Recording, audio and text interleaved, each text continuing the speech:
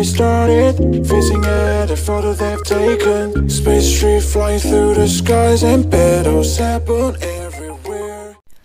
Coucou, je vous retrouve, nous sommes le mardi matin, le mardi 12 septembre et j'ai commencé aujourd'hui ce nouveau vlog.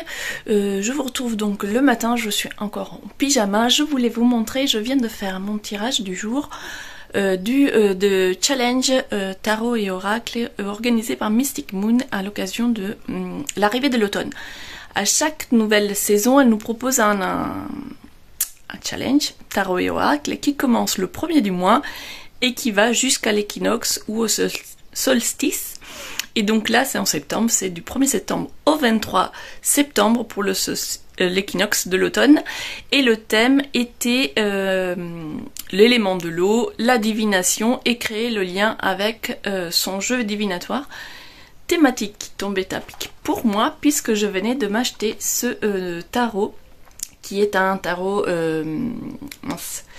White Smith ou Smith White, je sais plus dans quel sens, mais bon, qui est nommé ici Tarot Vintage puisque Rider c'est le nom de la maison d'édition qui l'a publié au départ. Et donc je vais tourner la caméra et vous montrer un petit peu les éléments que j'utilise si ça en intéresse quelques-uns. Alors tout d'abord mon jeu, donc c'est un jeu, les cartes font la taille d'une carte de jeu traditionnel, de jeu de cartes je veux dire, voilà, elles sont toutes petites, mais moi j'aime bien ce format, je préfère ce format au format plus grand des oracles. Les illustrations sont du coup celles de Smith. J'aime beaucoup, ça me rappelle la peinture pré-raphaélite et qui est une peinture que j'aime beaucoup. Et voilà, pour vous montrer un petit peu les images. Je l'aime beaucoup ce jeu, mais comme j'y connais rien en tarot, j'avais fait aussi l'acquisition de ce livre, Le Tour du Tarot en 78 jours, qui propose une approche intéressante pour découvrir le tarot et qui justement se base sur un tarot Rider Waite Smith. Et donc ça tombe à pic puisque c'est exactement le jeu que j'ai. Et pour le challenge tarot oracle, Marie de Mystic Moon nous a préparé un petit livret que je vous montre rapidement puisque celui-ci. Alors le challenge est disponible gratuitement sur son compte Instagram, mais pour ceux qui se sont abonnés à son programme Magie saisonnière, il y a des outils en plus et donc c'est ce petit carnet qu'elle propose donc au téléchargement pour suivre son challenge. Et chaque jour, elle nous propose une petite vidéo avec la question du jour où elle revient sur la question et sur sa carte à elle. Voilà, elle fait le tirage en même temps et elle nous donne ses interprétations par rapport à son tirage à elle, ce qui est intéressant puisque même si le message est pour elle, ça permet de voir comment interpréter les cartes, comment elle les interprète du moins. Et donc voilà, ça nous apprend aussi en même temps comment faire. Le petit carnet, je trouve au début, je me disais oui bon, je vais écrire dans mon... parce que j'ai un carnet. Voilà. J'ai un carnet spécial tirage, etc. dans lequel je note à chaque fois je fais un tirage. Donc je me suis dit, ben, je pourrais très bien les noter là. Mais ici, donc elle nous donne... je vous le montre pas puisque c'est partie du programme payant. Mais du coup, voilà, il y a une façon dont il faut remplir le carnet qui, moi, m'aide beaucoup. Puisque c'est vrai qu'au départ, je lis les mots-clés, etc. Je regarde la carte. Par exemple, celle-ci, c'est la carte que j'ai tirée aujourd'hui. Et en regardant comme ça la carte, ça m'inspire pas forcément toujours des réponses. Donc ensuite j'utilise le livre pour aller bien regarder les messages, les mots-clés, etc. liés à cette carte. Mais c'est au moment où je me mets à écrire dans le carnet les réponses que finalement elles se dessinent dans mon esprit beaucoup plus clairement. Du coup voilà, je trouve ça intéressant.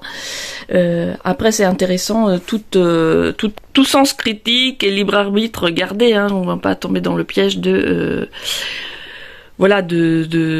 tirer des cartes et suivre des indications sur ce qu'on doit faire, etc. Là je suis plus dans une démarche d'un peu de introspective et de me laisser inspirer par les cartes pour m'interroger sur moi-même, sur ma démarche, etc. du moins c'est voilà la démarche que je fais en ce moment avec ce challenge, et ça me permet de mieux découvrir ce jeu, et du coup c'est voilà, j'aime beaucoup. C'était très rapide, je vous laisse, je vous mettrai les liens de la chaîne YouTube de Mystic Moon en barre d'infos, et du coup il a fait une vidéo pour expliquer son challenge, elle vous l'expliquera beaucoup mieux que moi, mais je voulais juste voilà vous montrer ce que je fais en ce moment le matin, et maintenant je vais aller me préparer parce que ça va être bientôt l'heure d'aller travailler. Coucou, nous sommes mercredi 13 septembre, ça y est, je commence à retrouver un petit peu ma tête et à me souvenir des dates. Je suis aujourd'hui en télétravail et je m'accordais une petite pause café, du coup je me suis dit j'allais prendre la caméra et comme ça vous parler des vidéos que j'ai commencé à regarder cette semaine. Enfin commencer, si je vous parle de celles que j'ai regardées. Ouais, ça connecte pas encore tout à fait là-haut.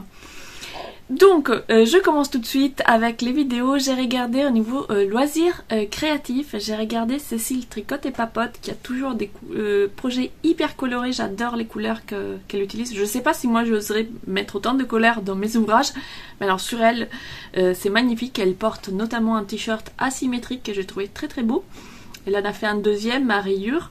Mais finalement je préfère la version qu'elle a sur elle. Et voilà, entre autres, hein, parce qu'après elle présente d'autres projets. J'ai regardé aussi Fraîcheur Mentalo, et chez elle, je vous mets la petite image parce que je l'ai trouvé sa version super jolie. Elle a fait un Knitted Cozy, et cet ouvrage qui est donc un modèle gratuit. Je ne saurais plus vous dire le nom de la designeuse parce que j'oublie toujours les noms. Pas le sien en particulier, mais les noms en général, et je ne l'ai pas noté. J'ai noté que le nom du modèle, mais c'est un modèle qui est dans ma liste d'attente et que j'ai envie de faire depuis un petit moment. Et du coup, quand j'ai vu la version de Fraîcheur Mentalo, donc de Chantal, je l'ai trouvée très très belle. Elle l'a fait en 2 couleurs, en utilisant un fil très très coloré pour faire le yoke et puis un fil uni pour le reste du corps. Elle en a fait une version manche courte, puisqu'avec ses couleurs très fraîches, très printemps-été, elle trouvait qu'une version en manche courte c'était mieux, et je l'ai trouvé vraiment très chouette. Du coup ça m'a donné des idées, et surtout ça m'a fait remonter le Knitted Cozy dans ma liste d'attente, puisque j'avais envie de le faire depuis longtemps, mais voilà, comme il y a à chaque fois des nouvelles envies qui viennent, il descendait dans la liste, et quand j'ai vu sa version je me suis dit non mais en fait j'ai envie de le faire là maintenant tout de suite, mais je suis déjà en train de faire un modèle du même genre. Du coup je vais quand même finir celui que j'ai fait et faire autre chose entre les deux, parce que les deux modèles se ressemblent beaucoup, donc voilà, faudrait pas que ça soit redondant, mais je garde l'idée de Chantal de mettre plusieurs couleurs en tête, et ça m'a donné aussi une autre idée, donc là je passe du coq à l'âne comme d'habitude, mais vous avez l'habitude avec moi, donc voilà. Et ça m'a donné l'idée de vous faire une petite vidéo spéciale, un hors-série en fait, où je vais vous parler de mes projets en attente, et donc sur Ravelry. Moi j'aime bien, je suis pas hyper à jour parce que je suis pas très carrée, mais j'aime bien voilà me servir de Ravelry pour répertorier les projets que je fais, piocher des idées, à trouver des patrons. Et du coup je me suis créé une liste d'attente. On a la possibilité de faire une liste d'attente avec les patrons qu'on a dans sa bibliothèque ou dans ses favoris. Et du coup je me suis fait une petite liste d'attente. J'ai mis 6 ouvrages, voilà, je reste sur 6 ouvrages. Quand il y en a un que je rajoute et que j'en avais déjà 6, en général j'en supprime un qui me fait moins envie, parce que je veux pas non plus avoir une liste d'attente énorme. Je trouve que 6 ouvrages en attente c'est déjà pas mal. Et du coup je me suis dit ça pouvait être sympa de faire une petite vidéo pour vous présenter ces 6 projets et regarder dans mon stage quelle laine je pourrais y associer, parce que justement je me suis fait la réflexion en me disant je viens encore de passer une commande de laine, je vous en reparlerai quand je la recevrai, et je me suis dit j'achète, et à chaque fois j'achète, j'ai des projets en tête, sauf que je les note pas forcément, et puis il y a d'autres idées qui me viennent, d'autres envies, etc. Et à la fin j'ai des laines, je sais plus pourquoi je les ai achetées, elles restent là dans un coin, je rachète des laines pour refaire pour les projets dont j'avais déjà acheté des laines parce que j'avais oublié, enfin vous voyez un peu le truc. Du coup je me suis dit ça pouvait être sympa pour moi, dans mon côté je cherche mes mots, d'organiser mes laines, voilà, d'acheter des boîtes en fait et de mettre le projet avec les laines, etc. tout prêt, comme ça quand je voudrais le faire, tout sera prêt. Éventuellement même imprimer le patron, puisque c'est des patrons que j'ai déjà dans ma bibliothèque. Puisque finalement j'ai essayé les patrons sur le téléphone, etc. Mais je trouve ça moins pratique. Moi j'ai besoin de noter, raturer, encercler, etc. Et du coup je l'imprime. De toute façon, une fois que je l'ai imprimé, je le stocke et je peux toujours le réutiliser pour si je veux le refaire. Et donc voilà, de me préparer pour ma liste d'attente des petites boîtes avec le patron, les laines, tout de près. J'aurai juste à rajouter les aiguilles le moment venu, puisque je n'ai pas suffisamment d'aiguilles pour en mettre dans différentes boîtes. Mais bon, il n'y en a pas besoin, hein, je peux réutiliser les mêmes, je ne vais pas faire 5 pulls en même temps. Et de tourner à ce moment-là une vidéo en vous montrant les laines que j'ai choisies, lesquelles je pourrais choisir dans mon stage si j'ai plusieurs possibilités, si j'hésite. Et éventuellement faire des... vous voyez ce que je veux dire? Des échantillons, voilà. Faire différents échantillons quand j'hésite, comme ça je peux vous montrer tout et vous me donnerez votre avis, puisque ce sont des projets en attente qui peuvent donc évoluer. Dites-moi en commentaire si ce projet, ce serait une vidéo qui, je pense, max 20 minutes, quoi. Ça, enfin, je parle beaucoup, peut-être un peu plus que 20 minutes, mais voilà. C'est une courte vidéo hors série que je ferai en dehors des vlogs. Donc dites-moi en commentaire si ça vous intéresse que je le fasse ou pas du tout.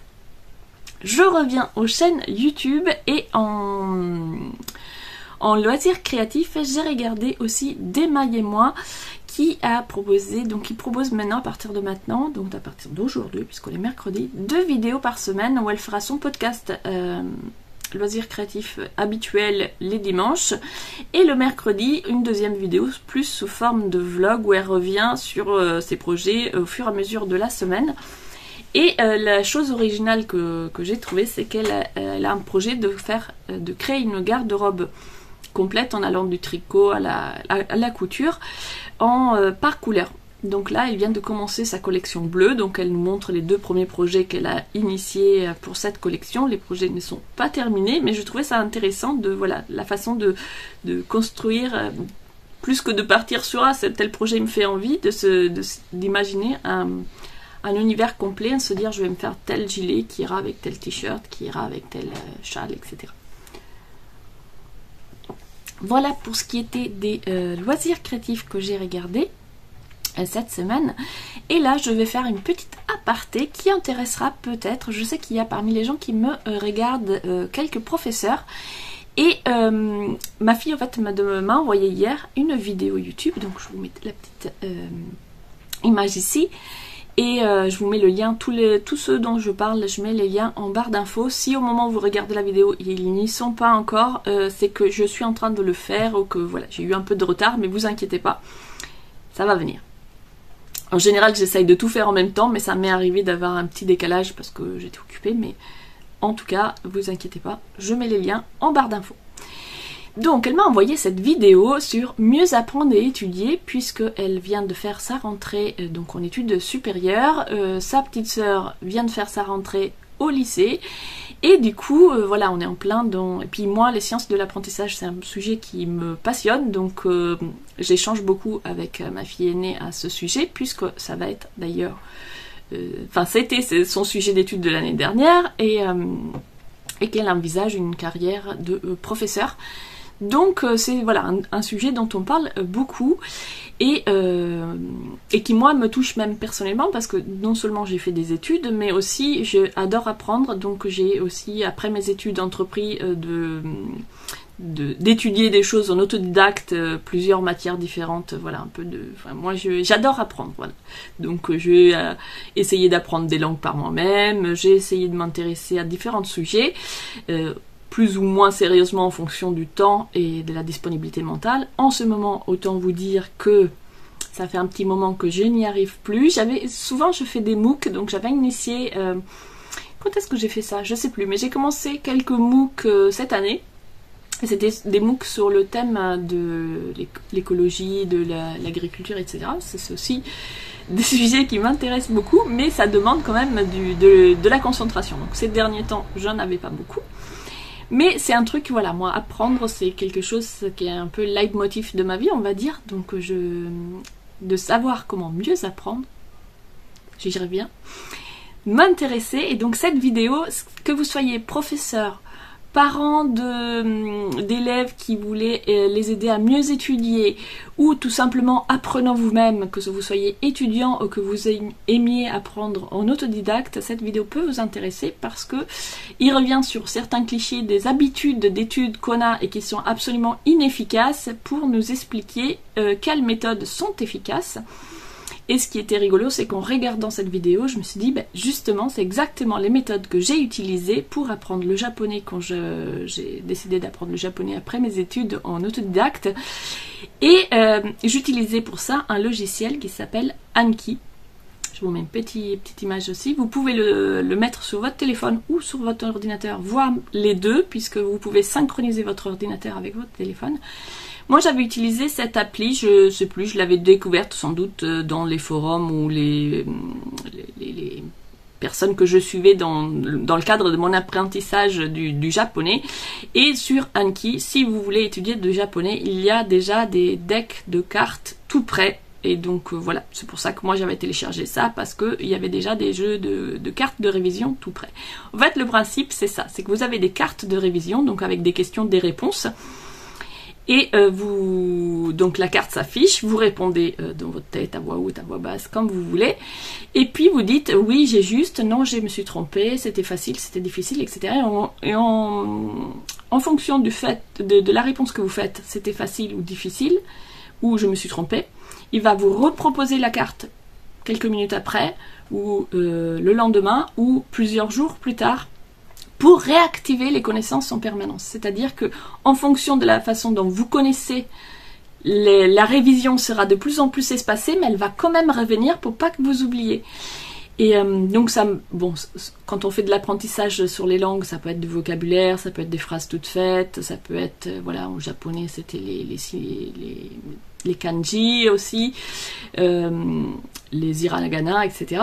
Mais ça marche pour n'importe quelle matière, et avec Anki, vous avez la possibilité de créer vos propres cartes, donc que ce soit pour réviser au collège ou pour réviser dans les études supérieures, vous pouvez construire vos propres cartes questions-réponses à partir de votre cours, et puis vous les mettez dans le logiciel, et le logiciel vous permet de réviser. Vous pouvez faire ça sur votre téléphone dès que vous avez 2 minutes, dans le bus, dans le train, dans la salle d'attente, vous sortez votre téléphone, vous faites 10 minutes de révision, et le logiciel va calculer tout seul quand est-ce qu'il vous repose la même question, et du coup comme ça, régulièrement, chaque jour, vous pouvez faire vos 10 minutes de révision et vous réactivez vos connaissances en permanence, ce qui permet de mieux les ancrer et mieux les réutiliser plus tard.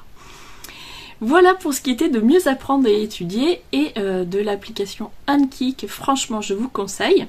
Il en existe d'autres qui ont le même principe, moi je vous parle de celle que je connais et qui est d'ailleurs celle qu'il cite dans sa vidéo. Je ne sais plus le nom de youtubeur, je le connaissais pas. Je crois que c'est Science Étonnante, quelque chose comme ça. De toute façon, ce sera dans l'image. Lui, il prépare ses cartes lui-même. Il a un système de boîte avec des cartes, et puis il les décale en fonction du temps qu'il doit réviser. Il s'est fait un petit planeur pour dire, voilà, tel jour je révise la carte de la case numéro 1, tel jour la case numéro 2, etc.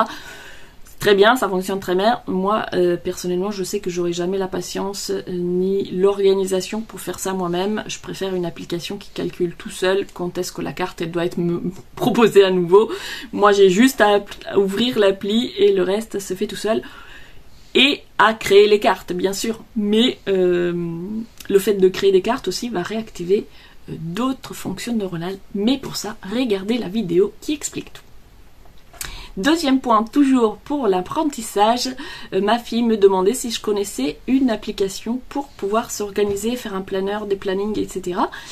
Et donc moi personnellement, jusqu'à présent, j'ai toujours utilisé tout simplement le calendrier Google sur mon téléphone, parce que quand on prend rendez-vous, on a le téléphone dans ses mains. Mais j'ai cherché quelque chose d'un petit peu plus complet, et j'ai trouvé le Time Planner.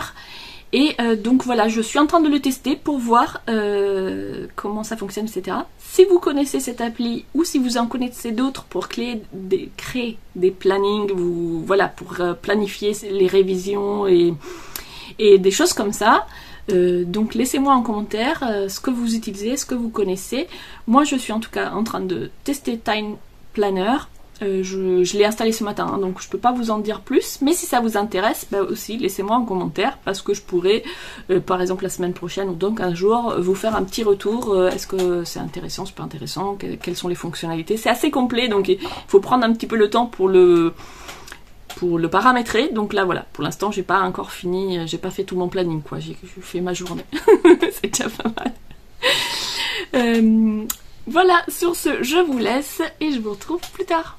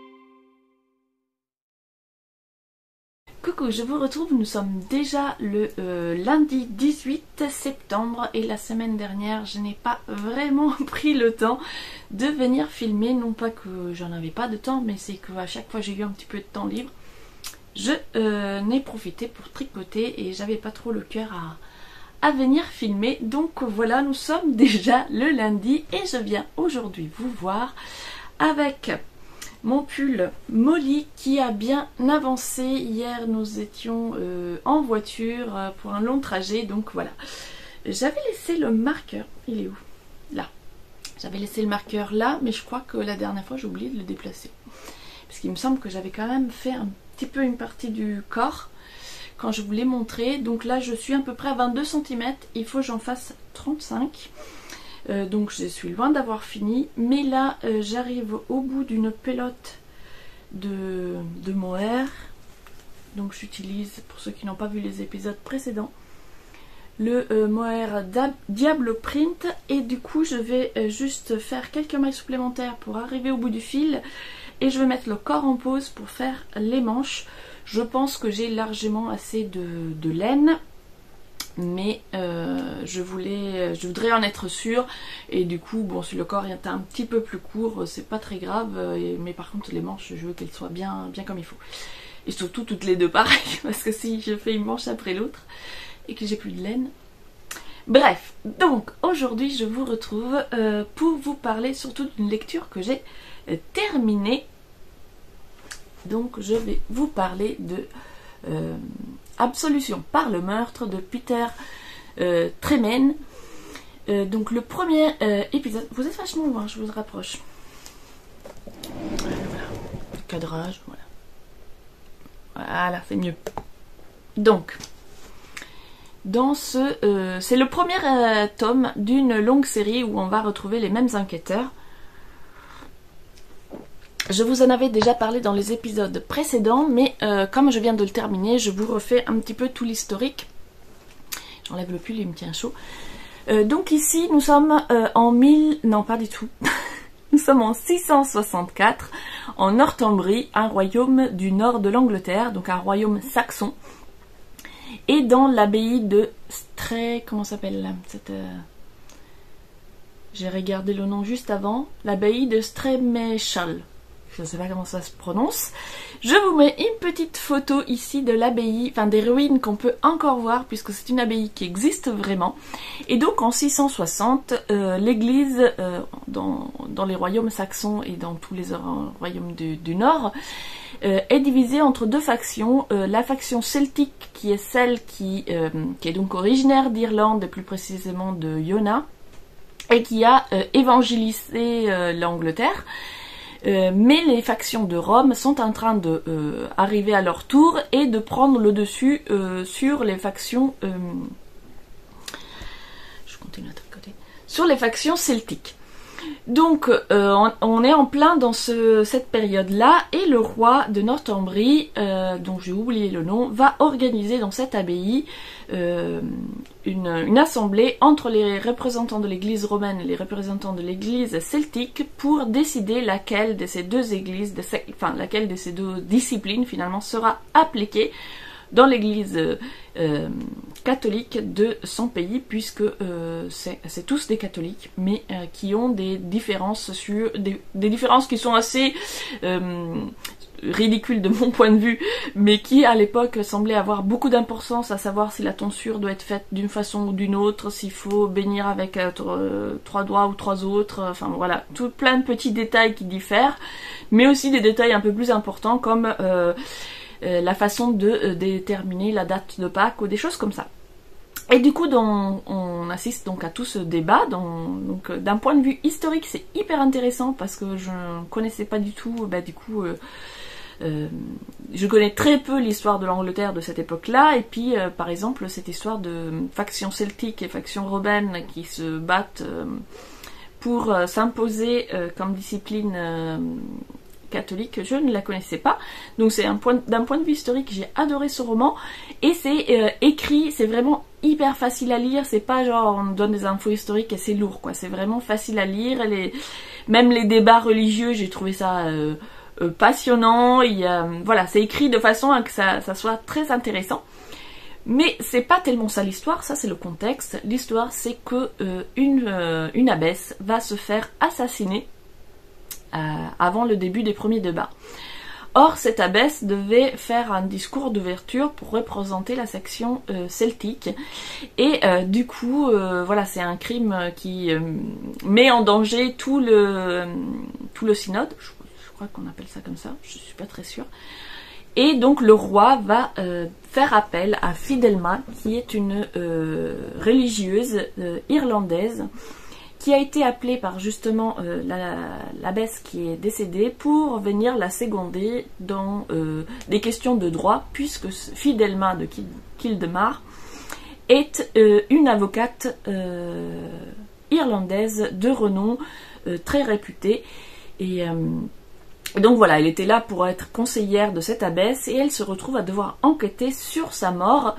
Et afin d'être le plus impartial possible, le roi va désigner une deuxième personne qui appartient à la faction romaine pour la seconder, un moine, Edulf. Je ne sais pas le prononcer là encore. Ouh, je suis allée trop loin, j'ai fini mon... Je vais poser mon tricot, je suis en train de faire des bêtises. Et donc voilà, il va lui... Edulf, qui est un moine de la section romaine, va lui prêter main forte et ensemble, ils vont enquêter sur cette mort que tout le monde soupçonne d'être évidemment politique, puisque ça ébranle un peu les débats, et donc le roi leur met la pression pour découvrir au plus vite qui est le meurtrier de façon à pas trop perturber cette réunion religieuse. Donc voici pour le contexte, et puis je vous dis, l'écriture, moi j'ai vraiment beaucoup aimé, puisque on apprend plein de choses sur les royaumes saxons de l'époque, sur les différents mouvements religieux, sur les différentes influences aussi. Par exemple, je ne savais pas du tout que l'Irlande à cette époque-là était un pays beaucoup plus développé que l'Angleterre. Et du coup j'ai trouvé ça hyper intéressant. Le personnage est très sympa aussi, donc nous sommes en 664, mais c'est une femme très indépendante, qui se laisse pas dicter sa conduite, pas même par le roi, qui est même hautaine, mais du coup voilà, ça choque tout le monde parce que cette femme est hyper sûre d'elle, et dans les royaumes saxons, on n'a pas trop l'habitude qu'une femme s'adresse comme ça à des hommes, et encore moins à des rois. Du coup, j'ai beaucoup aimé son personnage. Et Edulf, qui va donc l'aider, est beaucoup plus posé, beaucoup plus calme. Et du coup, il s'équilibre bien. Et tous les deux ont à cœur de trouver la vérité. Et donc, ils ne laissent pas leur tendance religieuse prendre le pas sur le travail d'enquête. Donc, une vraie complicité va se créer entre les deux. Et ce n'est que le premier tome d'une très longue série. Du coup... comme j'ai adoré ce premier tome, je me suis dit j'ai envie de faire toute la série, et je suis allée à la librairie, j'en ai trouvé qu'un, donc je l'ai acheté. J'en ai trouvé un deuxième que j'ai acheté par correspondance, il faut que j'aille chercher mon colis, mais ni l'un ni l'autre ne sont la suite, enfin le tome 2. Donc celui-ci je l'ai pris parce que je me dis, comme j'ai envie de faire la collection, c'est l'avant-dernier, donc le dernier qui est sorti en poche, puisque le tout dernier de la série qui est sorti et vient de sortir ce mois-ci en brochet.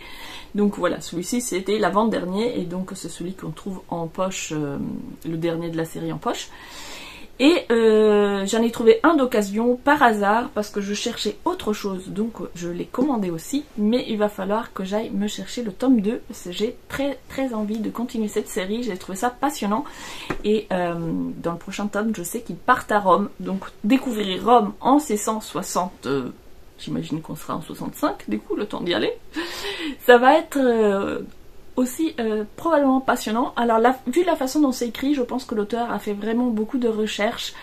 Et moi je suis du coup pas du tout spécialiste, j'ai appris beaucoup de choses, je ne peux que supposer qu'il a fait des recherches et que tout ce qu'il raconte est vrai, du contexte historique, mais je ne suis pas experte, donc je ne peux pas juger de l'exactitude du côté historique de la série. En tout cas, moi j'ai trouvé ça passionnant parce que j'adore l'histoire, et j'adore quand on apprend des choses dans une lecture qui en même temps elle n'est pas du tout prise de tête, ça se lit vraiment tout seul. J'ai trouvé ça hyper agréable à lire. Voilà pour aujourd'hui, je vous laisse parce que ça fait déjà 10 minutes que je parle et je vais bientôt partir travailler. Coucou, je vous retrouve, nous sommes le mardi 19 septembre, cette semaine semble bien partie, on croise les doigts pour que ça fasse pas comme la semaine dernière, mais j'y crois. Aujourd'hui je reviens, je suis toujours avec ma tasse favorite pour boire mon café du matin. La luminosité est pas terrible parce que le jour est à peine levé. Et je voulais vous montrer 2 projets au crochet. Un projet terminé que j'ai terminé depuis quelques semaines mais que j'avais complètement oublié de vous présenter. Du coup il était dans la pièce de vie bien en vue. Genre voilà, ça il faut que je le présente avant de le ranger et j'ai oublié. Je vous l'avais présenté il y a très longtemps, c'est-à-dire au printemps. C'était avec du coup un fil de chez Hobby, les Mega Balls. J'avais acheté une Mega Ball, du coup c'est de l'acrylique. Hein. J'avais fait pour Noël un poncho à mon frère avec la Mega Ball violette et pour casser un petit peu la monotonie, j'avais pris ce fil moutarde pour faire des petits liserés et du coup je me retrouvais avec, voilà, j'avais presque rien utilisé et je me suis dit je vais faire un petit plaid au crochet pour le canapé, sauf que je voulais pas spécialement en racheter et je l'ai fait quand même assez, il fait presque l'envergure de mes bras et du coup évidemment avec une seule boule j'ai pas pu faire un plaid carré, mais du coup ça fait une étole comme d'habitude. J'avais rien noté et comme ça sort de ma tête, j'avais pas noté quel crochet j'utilisais et du coup quand je l'ai repris, j'ai pas pris le même crochet et on voit bien ici qu'il y a voilà, ça fait un décroché parce que là ça doit être un crochet numéro 5 et ici un numéro 6. Mais c'est pas grave, quand je m'en suis rendu compte, j'avais pas... Finalement je me disais que 6 c'était mieux, mais j'avais la flemme de tout défaire pour faire tout en 6 et j'avais la flemme de défaire pour faire tout en 5 non plus. Pour l'instant je l'ai pas lavé, je pense qu'en le lavant, le portant, l'utilisant, ça va de toute façon se détendre un petit peu, même si c'est de l'acrylique. J'ai fait au pif en faisant des points, voilà comme ça, j'ai commencé un peu des brides, des mailles serrées, brides maillées en l'air. Ici j'ai des brides croisées, j'aime bien ce point de bride. Alors je sais pas si ça va faire le point, voilà ici. Les brides croisées, des points pouf, puis j'ai répété un petit peu les séquences. Voilà, c'est les 4 points que j'ai utilisés, c'est ça. Et je les ai agencés un peu au pif, comme ça, selon l'inspiration du moment. Et ça fait du coup pas du tout un plaid, mais une étole. Pas mal pour justement en hiver, nous on met pratiquement pas, enfin si on met du chauffage hein, bien sûr, mais voilà, le max du chauffage c'est 18 degrés, du coup le soir quand on regarde la télé il fait pas hyper chaud, et d'avoir des petits plaids comme ça sur le canapé, et même si ça c'est pas un plaid, juste pour les épaules, je trouve que c'est pas mal. Voilà, ça tient chaud, pendant que je tricoterai, je pourrais avoir mon petit plaid sur ma petite étole sur les épaules. Et du coup voilà, ça fait un projet terminé et j'ai envie en ce moment de... je vous mets une petite photo, j'ai pris une photo. En fait moi je range tous mes projets dans des tote bags comme ça et je les laisse dans la pièce de vie pour pas les oublier. Parce que quand je les range, ben je zappe. Et du coup, ça s'accumule, je termine jamais mes projets, etc. Donc je me suis dit je vais tout mettre là. Sauf que vous pouvez voir sur la photo, c'est envahi, il y a des sacs de partout. Il y en a forcément que j'oublie, il y en a qui attendent depuis des mois, et le reste de la famille est pas super emballé par cette déco sac à projet. Du coup je me suis dit j'ai plein d'idées, plein d'envies, mais avant de me lancer dans des nouvelles choses, j'ai envie de terminer les projets qui traînent depuis longtemps, ou alors ceux qui vraiment n'avancent pas, de les défaire. Donc je vous en avais déjà parlé, j'avais défait le Monstera parce que ça me prenait trop la tête, ça me mettait la pression et j'y arrivais pas. Et puis là j'ai ressorti un petit peu, voilà, j'avais fini ça il y a 2 semaines, j'ai oublié de vous le dire, et j'ai ressorti un vieux projet qui date de ce printemps aussi, qui était un projet de grosse suite au crochet. Alors je fais ça avec des fils de mauvaise qualité, il faut dire ce qui est, le Celia, donc c'est un fil de 100% acrylique, mais pas un acrylique très bonne qualité. Mais j'avais trouvé le pack de 10 pelotes pour 10 € et comme c'était un prototype que j'avais envie de réaliser, une idée que j'ai eue, ben on ne sait jamais quand on a une idée si ça a bien marché ou pas, donc j'avais dit que c'est laine pas chère, c'était parfait pour essayer. Et donc le principe de ce pull, je le remonte, alors je me recule un peu, voilà, alors c'est XXL, hein. Il est très très grand pour moi, mais l'idée c'est pareil, encore une fois, c'est que comme il n'y a pas beaucoup de chauffage chez nous, en hiver, la pièce de vie est assez froide et du coup je mets des gros pulls par-dessus ma tenue normale quoi. Et du coup c'est pour ça qu'il est très très grand, je rentre presque 2 fois dedans, mais parce que je vais le porter par-dessus un autre pull. Donc il se construit dans ce sens-là, donc on fait des allers-retours. Le point comme ça un petit peu en relief, ce sont des demi-brides où je pique toujours dans le... Je réfléchis parce que à chaque fois mon bruit. Donc je pique dans la boucle arrière. Voilà. Donc alors, je sais pas si on va voir. Voilà, sur le dessus on a 2 boucles et donc je vais piquer toujours, je vais mettre cette partie-là, un petit qui fait ce motif-là devant moi et je vais venir piquer. On voit rien parce que ça fait pas la mise au point. Voilà, bon, vous voyez rien, mais c'est pas grave. Voilà, ici on voit mieux avec le rose clair. Donc vous voyez là devant ça fait ce motif là et du coup je pique dans la boucle arrière et ça fait ressortir ce petit motif. J'ai choisi de le faire en 3 couleurs, donc il y a la couleur principale qui est le rose clair qui vient donc tous les 2 rangs et après pour le rang arrière j'alterne entre le rose foncé et le bleu et l'idée c'était d'en faire un pull réversible. Du coup selon l'humeur il peut être porté soit avec beaucoup de rose clair et un touche de couleur, soit très coloré avec un fond rose clair. Pour le col j'ai fait très simple, je m'étais arrêtée au printemps parce que justement j'hésitais, je voulais un gros col puis finalement ça n'allait pas etc.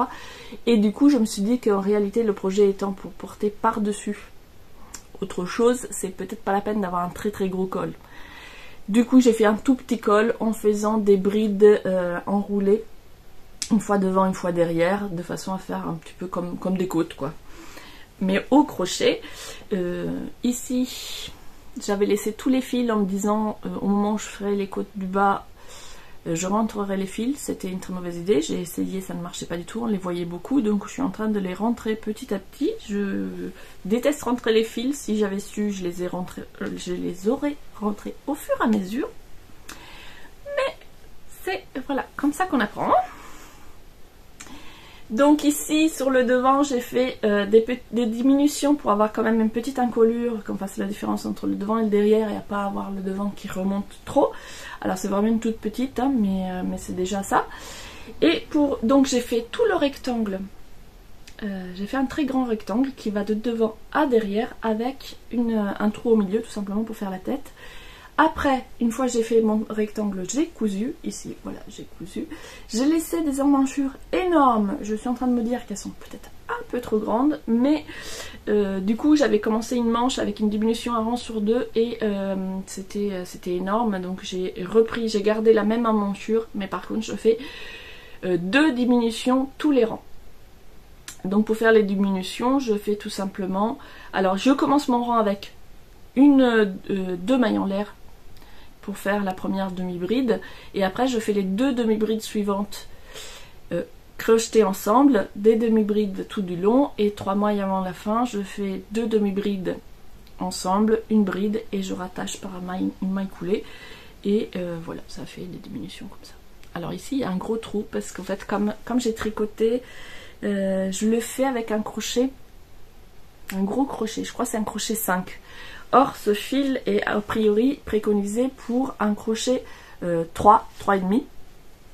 Du coup il est très lâche, donc au moment où pour le pull, moi je trouve c'est parfait parce que du coup c'est moelleux, c'est voilà, je voulais pas quelque chose de serré, je voulais quelque chose de moelleux et un petit peu aéré. Mais ici quand j'ai rattaché, les fils ils ont tendance à se détendre, du coup sous la manchure. Voilà, ça s'est bien détendu, mais bon, c'est pas très grave, ça sera sous la manche. Et puis, on est sur un prototype. Donc voilà, j'ai repris mon versicolore pour lui faire le petit col et recommencer la manche. Donc ça avance bien. Comme j'ai décidé de le faire en 3 couleurs, chaque rang, je dois couper mon fil, le rentrer, etc. Donc ça prend du temps. Si c'était en une seule couleur, ça serait beaucoup plus rapide. Quand mon chéri l'a vu, j'étais en train de le refaire, il me dit ah j'aime bien et tout, tu veux pas m'en faire un pour moi aussi, parce que justement gros pull d'hiver pour la maison, et il voudrait que je lui en fasse un en blanc et bleu. Donc du bleu, je pense qu'il m'en restera. Il faut que je me trouve du fil blanc. Et comme c'est le truc à porter sur le canapé quand il fait froid, je ne vais pas non plus acheter des laines précieuses ou fragiles. Ça va être de l'acrylique pour le foutre à la machine quand il sera plein de poils de chat. Voilà pour les 2 projets que j'avais envie de vous présenter aujourd'hui. Il y a du coup plein d'autres ouvrages sur lesquels j'ai travaillé, notamment des chaussettes. Mais je vous montre ça demain ou plus tard dans la semaine. Coucou, je vous retrouve, nous sommes le mercredi 20 septembre. Aujourd'hui, comme on est mercredi, je suis en télétravail, alors j'ai un petit peu de temps pour vous montrer d'autres projets créatifs. Alors, tout d'abord, je vous présente très rapidement ce que j'ai mis sur moi. Ça faisait longtemps que je ne l'avais pas porté. C'est la version t-shirt que j'ai fait à partir du modèle 13KO. Donc j'ai pris les raglans du 13KO, etc. Et j'ai adapté en faisant des petites manches avec ce petit point ajouré que j'aime beaucoup. Et du coup en version manche courte. Avec un fil, voilà, dégradé. Je vous montre un peu. C'est pas super pratique pour montrer là où je m'installe. Bon, c'est pas grave. C'est un fil de Lydia Crochet Tricot, le Hypnose. Donc c'est un gros cake de 2000 mètres. Je l'ai pas fini, hein, j'aurais pu faire les manches plus longues. Mais voilà, je l'aimais bien comme ça. En le portant, je me dis j'aurais pu le faire un petit peu plus long. J'ai eu un peu la flemme. Puis c'est vrai que c'est un modèle, le modèle d'origine. C'est croc top, mais moi en fait j'aime pas trop quand je lève les bras et que j'ai mon bidou à l'air. Je me sens pas super à l'aise, donc je pense que les prochains, je les ferai un petit peu plus longs. Donc aujourd'hui je vais vous proposer, je me prépare, je vais faire un peu de gymnastique. Je vais vous montrer 2 projets, une chaussette, et la voici. Voilà, je l'ai mise à mon pied pour faire les photos, pour le test. C'est donc la chaussette Tournicotti de Sabine de Le Fil du Grand Parc. Donc un jeu de rayures, ici ma couleur principale, c'était cette couleur que vous aviez vue déjà dans mes précédentes chaussettes. C'est une... Alors là, la couleur, on la voit pas super bien. Je la fenêtre juste là. Donc c'est un fil que j'ai acheté chez nos... non, c'était chez Action. Voilà, c'est un fil que je trouvais rigolo, en bobine, ça coûtait pas très cher. Et du coup, je me suis dit, pour m'entraîner à faire des chaussettes, voilà, c'est fait pour... or, je vous le conseille pas, à part le fait que esthétiquement ça peut plaire, mais c'est 100% acrylique, du coup c'est vraiment pas élastique. Donc voilà, si je devais en refaire, j'en rachèterais pas de celui-ci. Ma première chaussette avec ce fil était tout doux comme ça, et je disais que effectivement c'était un peu trop flashy pour moi. Et du coup Sabine m'a proposé de faire le test en disant, si tu associes avec du noir pour mon modèle, ça sera sympa. Puisque mon idée c'était effectivement d'en faire une à rayures avec du noir. Et effectivement, avec les rayures noires, ça ressort bien. Alors ici, moi je trouve que ça fait encore trop. J'aurais peut-être rajouté un peu de noir, parce que vraiment les grosses plages comme ça, de cette couleur, c'est hyper flashy, mais en même temps c'est dans le pied, donc ça va. Je n'ai plus, enfin peut-être que j'en ai assez, mais je suis pas sûre d'avoir assez de cette couleur-là pour refaire une deuxième chaussette comme ça. Donc je vais faire la deuxième en négatif, en utilisant le noir comme couleur principale et ce fil là en contrastant. Avec le noir en fil principal, comme ça, un fil que j'ai acheté, je ne sais plus quelle marque c'est, mais enfin c'est du fil à chaussettes en laine, nylon. Ça devrait être un peu plus élastique ici, ça devrait être plus confortable aussi. J'ai fait donc la version avec des diminutions pour un coup de pied fort. Parce que la première version, je l'avais essayé, c'était vraiment hyper serré ici, ça me convenait pas. Et même là, je me dis, enfin, je pense que si ça avait été de la laine, ça va, ça se détendrait un peu. Mais comme c'est de l'acrylique, ça se détend pas du tout, c'est un petit peu juste. Peut-être j'aurais pu faire une version, j'ai fait une version 60 mailles. Peut-être que 64, ça serait pas mal, je sais pas. Voilà, je l'enlève parce que quand même, ça tient chaud, c'est chaud. J'ai pas encore rentré les fils, je les l'avais bloqués mais j'ai pas rentré les fils, j'ai fait plein de petites erreurs, voilà ici il y avait une petite manip à faire pour que les rayures soient jolies et il y a des moments où j'ai oublié ou je sais pas quoi j'ai pensé. Là je l'ai bien fait, voilà, là on voit pas même, c'est parfait, là c'est très bien. Pour le talon, le relevage de maille aussi, il a fallu que je m'y reprenne. Alors là j'ai fait une petite erreur aussi. Au départ j'avais pas relevé assez de mailles, enfin en tout cas pour mon pied à moi c'était beaucoup trop serré, donc j'ai refait en faisant des diminutions plus lentes et en relevant plus de mailles.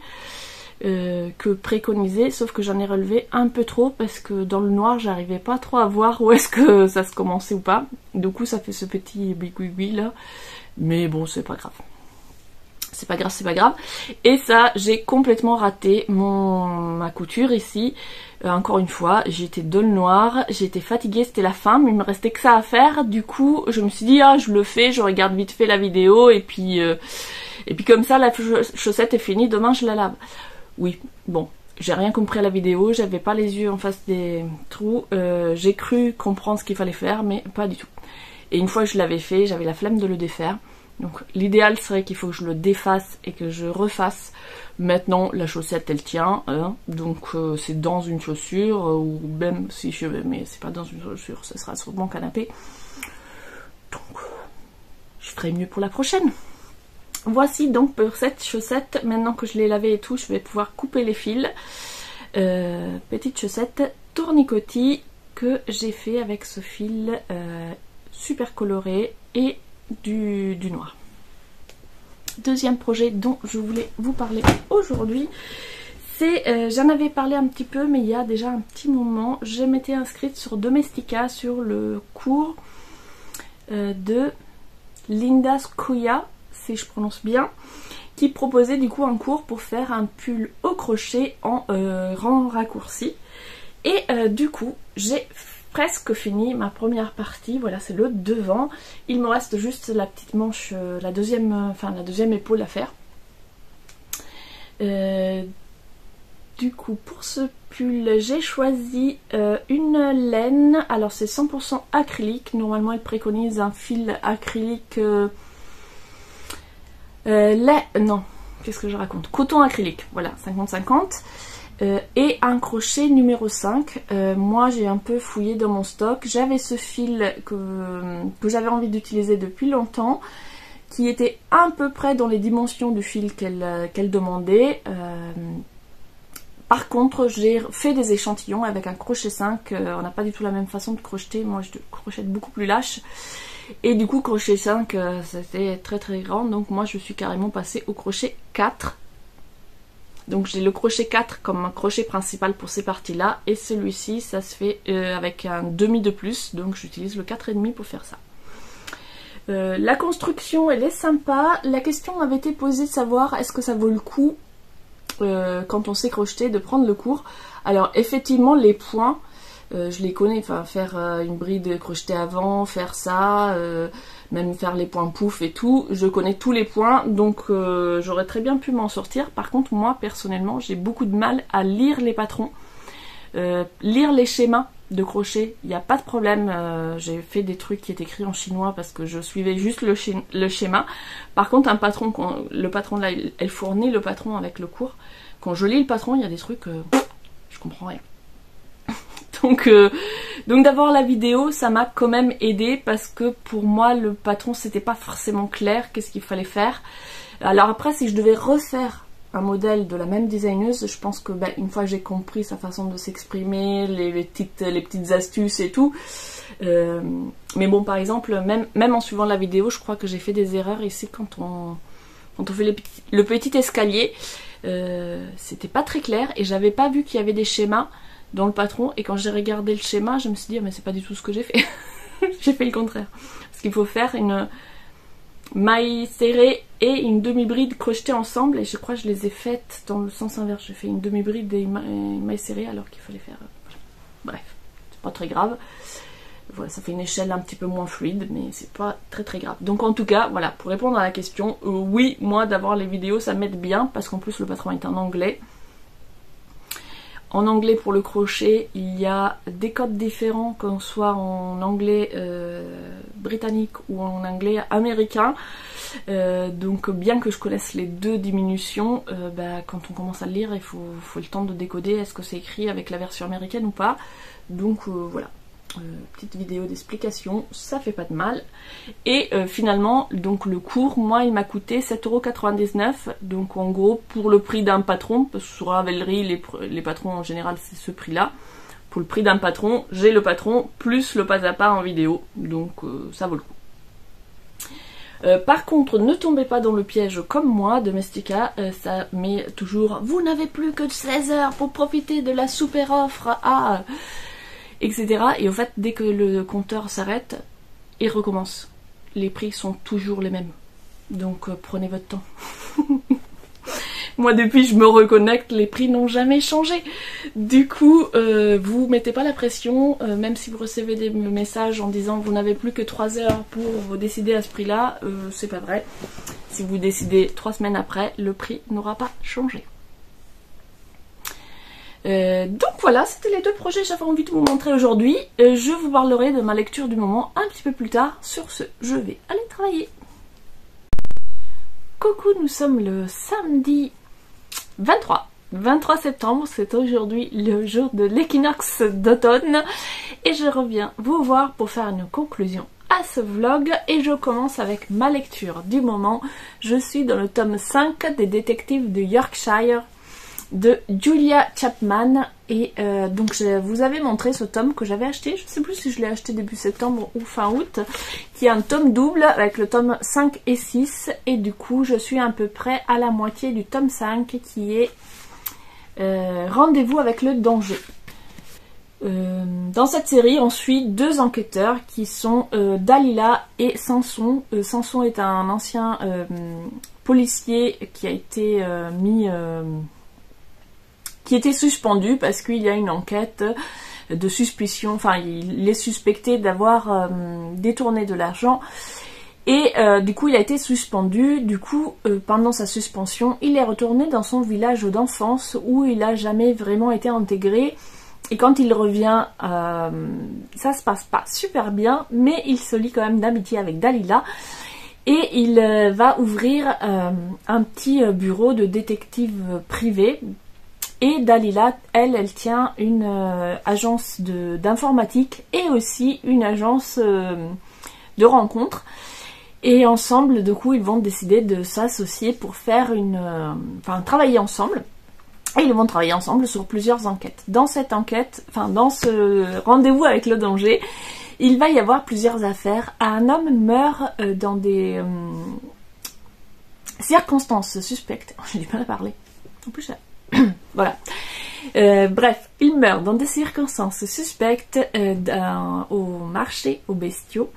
Et donc mince, je sais pas comment on appelle, celui qui fait les ventes aux enchères, bon bref, le maître-priseur, leur demande de faire une enquête en parallèle de l'enquête de la police pour en savoir plus sur cette mort étrange qui paraît un accident mais qui semble étrange que cet homme qui avait beaucoup d'expérience se soit bêtement fait piétiner par 2 taureaux. Et très vite on va se rendre compte qu'effectivement ce n'est pas un accident. Et tandis qu'ils enquêtent donc sur cette mort, il y a aussi des histoires de vol de moutons dans la région, puisque nous sommes dans un petit village d'une région du nord de l'Angleterre où il y a principalement de l'élevage de moutons. C'est vraiment du cozy mystery, donc on a la relation entre Dalila et Samson qui évolue, voilà, on se doute bien comment ça va se terminer. Là on en est au 5e tome déjà et ils en sont encore à chacun avoir leurs pensées secrètes dans leur tête. Je ne sais pas combien de tomes il faudra pour qu'ils s'avouent leurs sentiments, mais il n'y a pas de surprise de ce côté-là. J'ai pas lu le tome 1, mais j'imagine que dès leur rencontre on sait comment ça va se terminer. Mais voilà, c'est mignon, il y a leur relation qui évolue, il y a toute la vie du village, ce petit village de campagne rurale anglaise avec l'élevage de moutons, les différentes fermes, puis on retrouve toujours comme c'est un petit village, on retrouve voilà tous les personnages qu'on a déjà rencontrés dans les tomes précédents.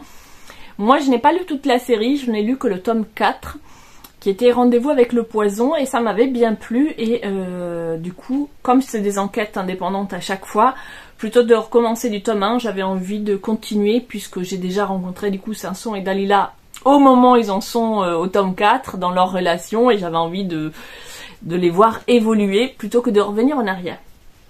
Donc là j'en suis à la moitié à peu près, donc je suis page 249 pour être précis.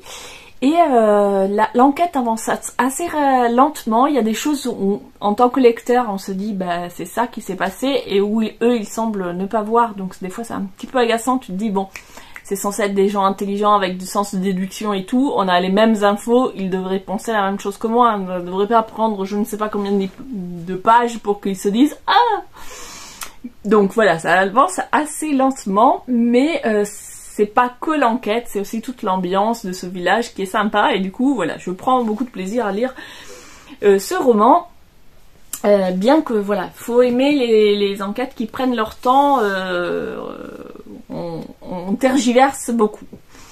Voici pour ma lecture en cours, et maintenant je vous présente quelques autres projets créatifs. Alors, je reprends les fameuses chaussettes que je vous ai montrées, donc les tournicotis que j'ai testé pour Sabine de Fil de Grand Parc. Donc ça c'est ma première chaussette, et je vous disais je vais faire la deuxième en négatif en utilisant le noir comme couleur principale.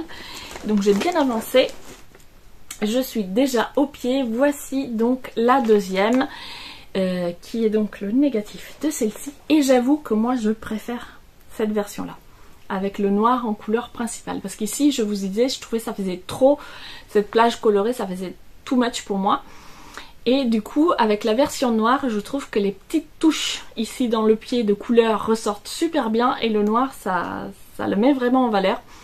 Donc voilà, j'aurai deux chaussettes pareil pas pareil, le négatif l'une de l'autre, mais comme ça me permettait de voir et de montrer aussi, puisque c'est un test, qu'est-ce que ça pouvait donner en utilisant une couleur très flashy comme principale et avec du noir en contrastant, ou l'inverse. Donc j'ai espoir de finir ça ce week-end, comme ça voilà ça sera fait, je pourrai peser, envoyer les photos, et je suis en train d'essayer de élaguer un petit peu tous les projets en cours pour faire de la place et commencer le 1er octobre, je vais absolument commencer les cadeaux de Noël parce que je suis très très lente dans la réalisation, et du coup va falloir que je m'y mette quoi. Même si c'est des projets, voilà, j'ai 3 écharpes à faire, c'est des projets simples, une fois que j'aurai le coup de main ça va aller tout seul, mais quand même il faut le temps de les faire. Du coup, d'ici le 1er, je me suis dit je prends les vieux projets qui traînent et j'essaye d'avancer un max. J'aurai peut-être pas le temps de les finir, mais j'avance un max. Donc là j'ai avancé dans celui-ci, mais je crois que je vous l'avais déjà montré la dernière fois, donc j'avance la manche. Et dans le processus aussi de nettoyer un peu tous ces sacs à projets qui traînent, j'ai décidé, j'avais commencé l'année dernière cette écharpe pour mon chéri, que voilà, j'en suis toujours à 10 cm, il me l'avait demandé pour son anniversaire qui était en février dernier, et j'en ai commencé une autre que je vous avais montré en brioche, et donc je lui ai demandé est-ce que tu veux les deux, est-ce que tu en veux qu'une des deux, et tu me dis laquelle tu préfères. Donc finalement quand il a vu la brioche que je suis en train de lui préparer, il m'a dit que celle-là lui suffisait, donc je vais défaire ça, comme ça me fera un sac de moins.